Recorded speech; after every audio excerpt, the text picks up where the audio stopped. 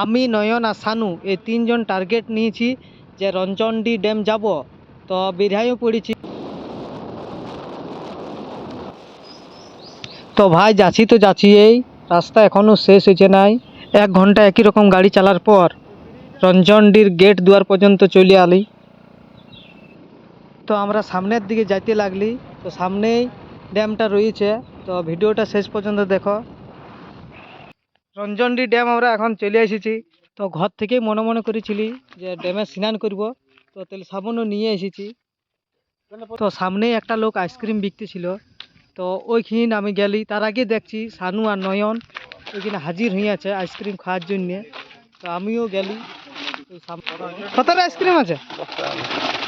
10-এর 3টে দিবে। হ্যাঁ রে, স্নান করতে এসে আইসক্রিম খাচ্ছিস তোরা? দা আমাকে দে একটা, বেশি পয়সাটা দিচ্ছি।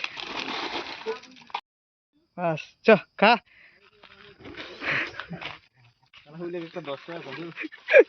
তো আমরা আড়া ছাড়ে পাড়া এখন স্নান করতে চলে এসেছি রঞ্জনডি ড্যাম।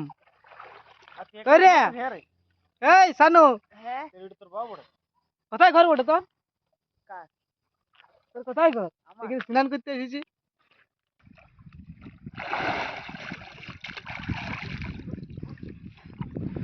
তো আমাদের স্নান করা কমপ্লিট হয়ে গেল।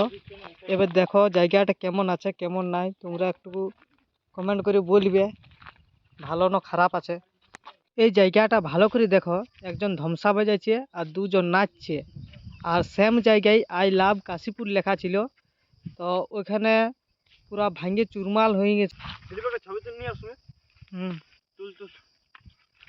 শানু। তো ওইখানে আমাদের ছবি টবি তোলা হয়ে গেল। তো পার্কের দিকে চলে আলি। সব দিকে দেখাবো।